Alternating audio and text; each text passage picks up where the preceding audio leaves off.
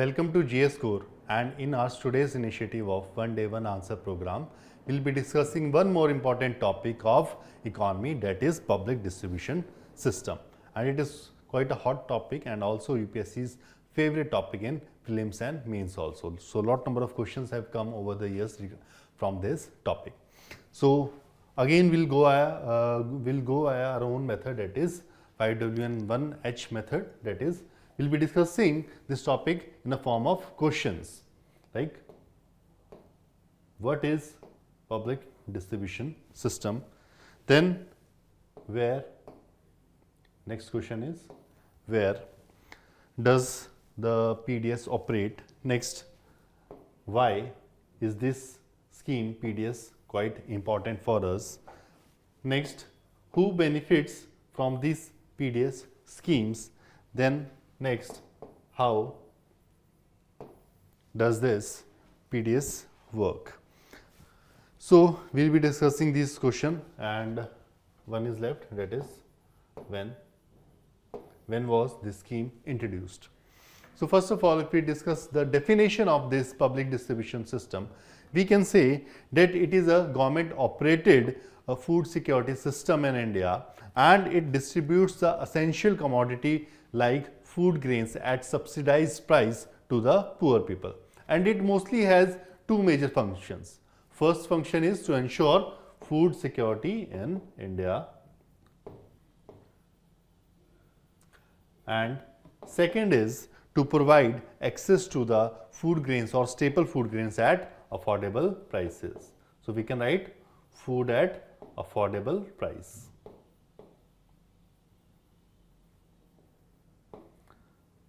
Then our next question will be, when was this scheme introduced? This scheme was mostly introduced during the time period of 1940s, or we can say during the Second World War time period this scheme was introduced, and government continued this policy even after the independence also, and we see there was reforms in this scheme also, and in 1997 we see we improved this public distribution scheme to the TPDS, targeted public distribution system. Like we will be giving the food grains, but we will be giving in a targeted manner. Those who require most will be giving more, and those who require less we will be giving them less. So when it was introduced in 1940s and then improved in 1997 to TPDS, targeted public distribution system. Then next question that says that where does this PDS operate? So it is operating across the India and through a network of public distribution system shops, or we can say FPS, fair price shops, and roughly they are around 5 lakh in number. So we have a large network of such ration shop or fair price shops, and it is giving food grains to millions of households in India, and mostly we are targeting the rural areas and the backward region. So we have a vast network of such shops. Next question is, why is this PDS, public distribution system, quite important?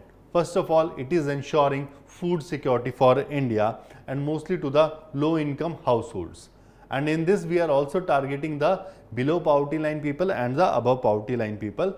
And if we talk about the government advertisements also, government is also claiming that we are catering roughly around 80 crore beneficiaries in India, and that accounts roughly to 66% of total population of India. The government itself is claiming in its advertisement. So it is quite important, as we have seen the data for India's social security architecture. This scheme is highly important.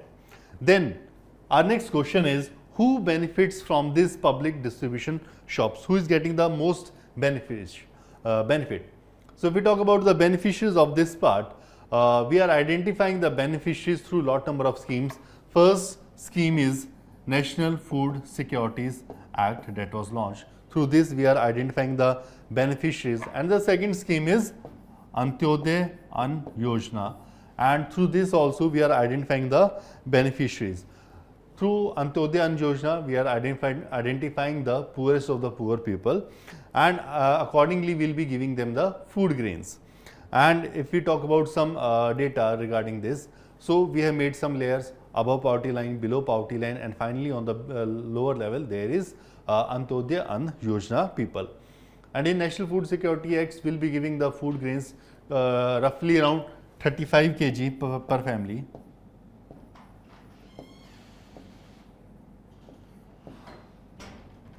And also we have priority households in which we will be giving them 5 kg per person.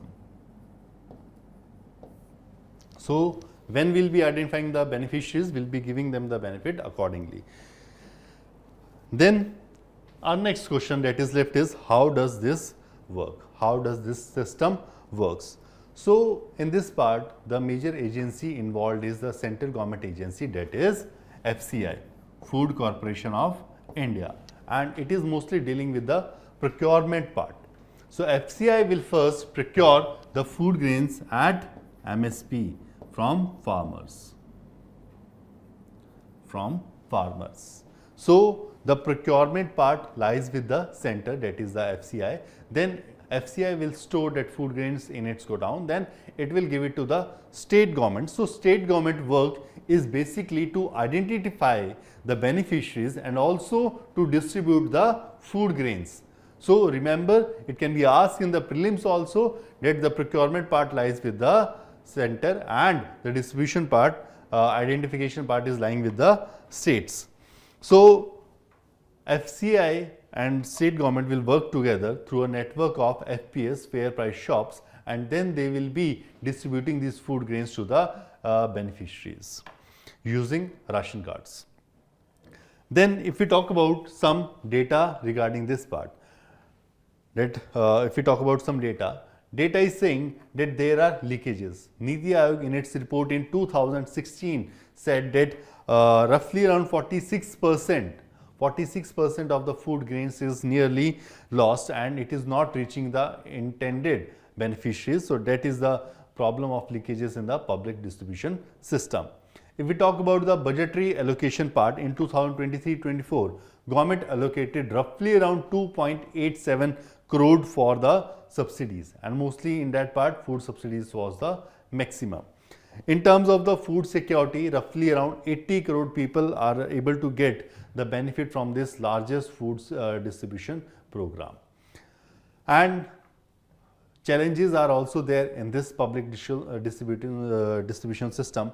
First challenge is we can write is the leakages part and the diversion part, and we have already seen roughly around 40 to 45% of the food grains are not reaching the intended beneficiaries.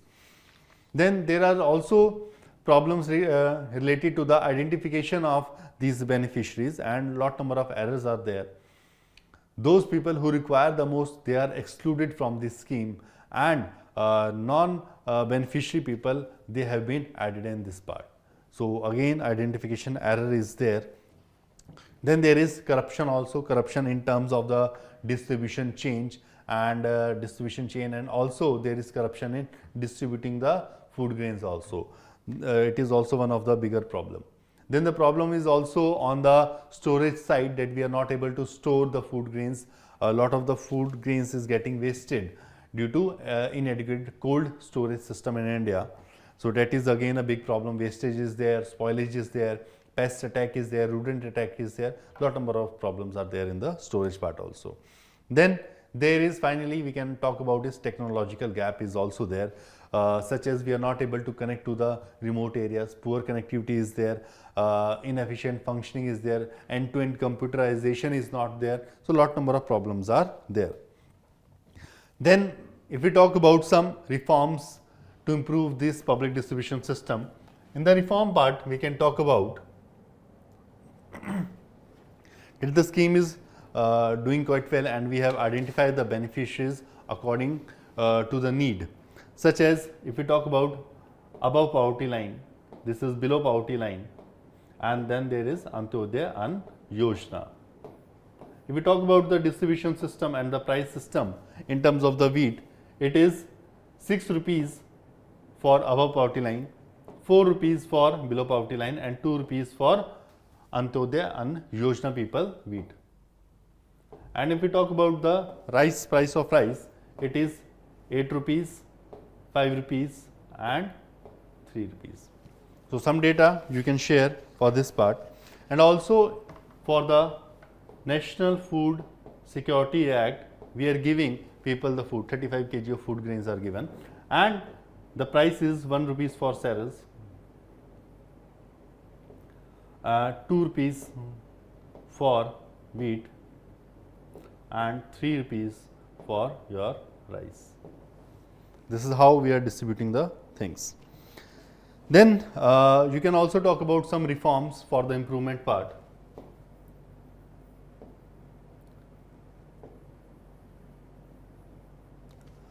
First of all, we can talk about the digitization.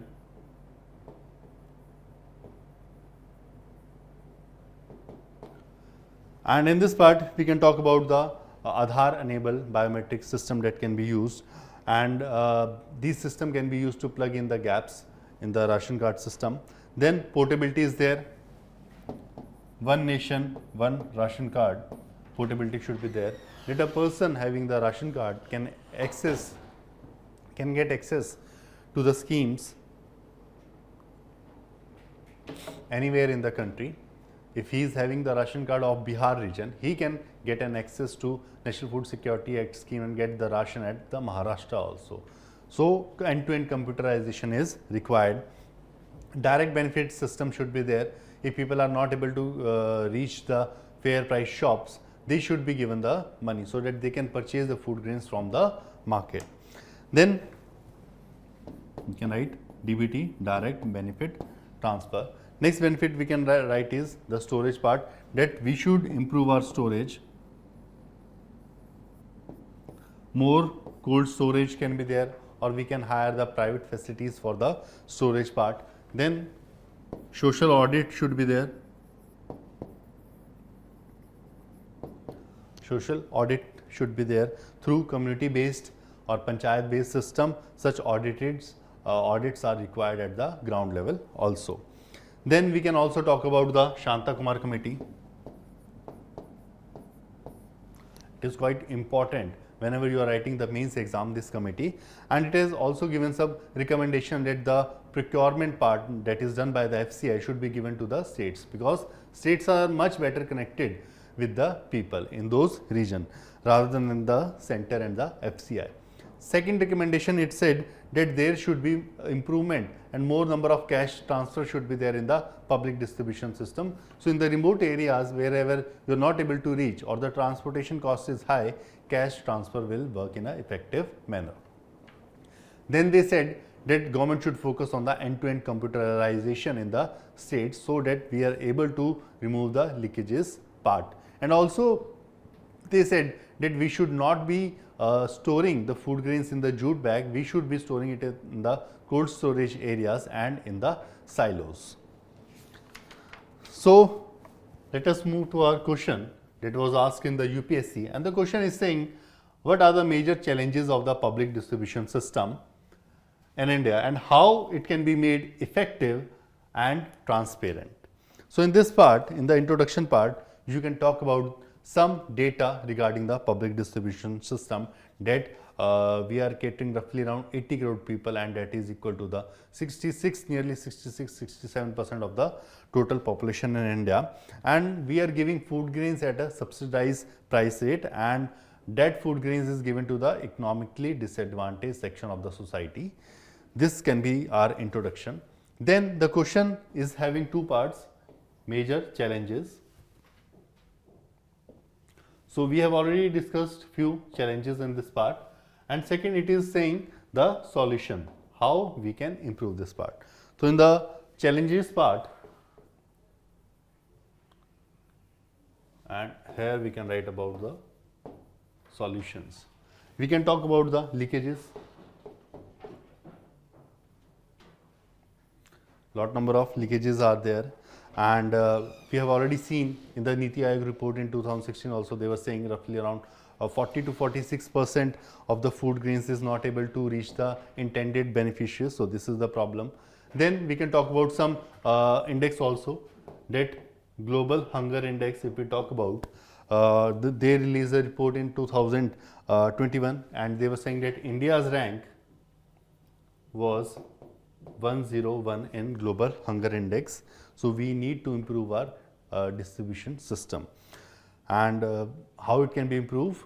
Through digitization, identification of beneficiaries, it can be improved. Aadhaar enabled biometric system can be there. So here we can write Aadhaar enabled biometric system can be the solution, and identification of beneficiaries can be there.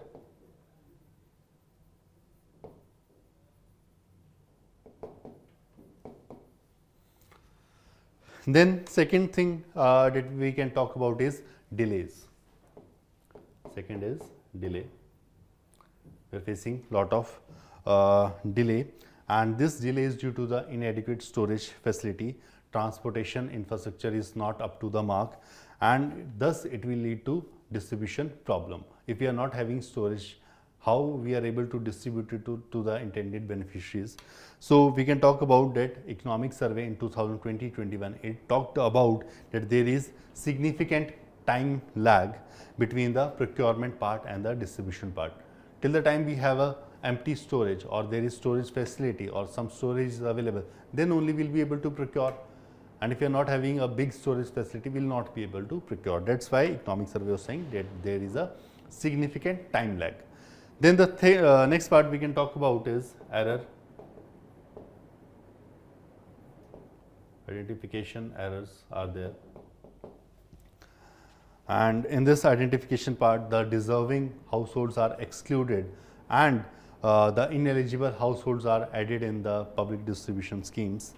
So CAG has highlighted that there are such kind of discrepancies also in the identification of the beneficiaries part. Then corruption is there in terms of the distribution part, in terms of the transportation part. And if we talk about the India's rank, the Transparency International Index, Corruption Perception Index 2020, it is saying that India's rank in the corruption is 86 out of 180 countries. So that is also a bad part on India's side. Then if we talk about the solutions, we can write about the digitization.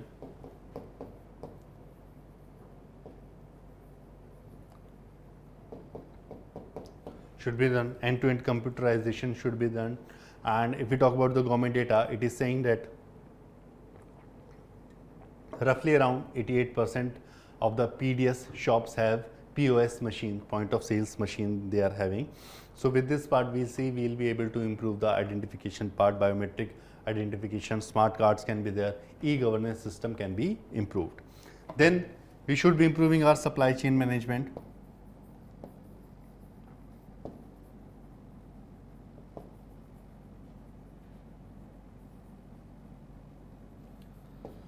Supply chain should be improved, storage facilities should be improved, transportation part should be improved, so that there is minimum delays and minimum wastage.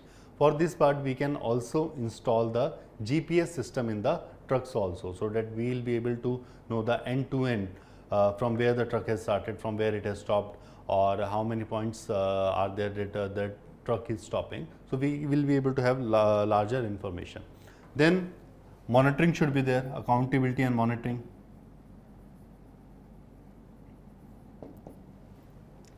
Monitoring should be there, strict penalties on the corruption part, or giving bad food grains, such kind of practices should be penalized, or any type of malpractices, it should be stopped. Then we can talk about the targeting and the identification part. Robust data should be there, biometric information linked with Aadhaar should be there, so that we are able to identify the beneficiaries. So accuracy will be there. So targeting.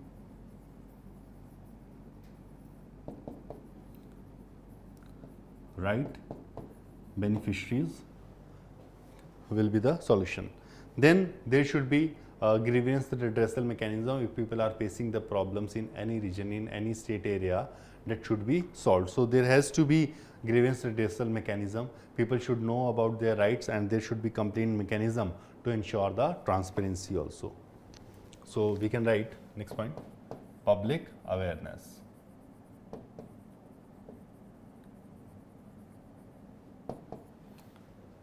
Next solution that we can write is the collaboration and the transparency part. We should be collaborating with the private services also, so that we can take the private storage facilities on rent also. We can develop some new cold storage facilities with the private. So PPP model should be followed. Public private partnership model should be followed in the solution part. Then increased partnership can be there. Social audit should be there, self-help groups can be involved, NGOs can be involved. So a collective participation should be there. Then we can talk about the Justice Vadva Committee.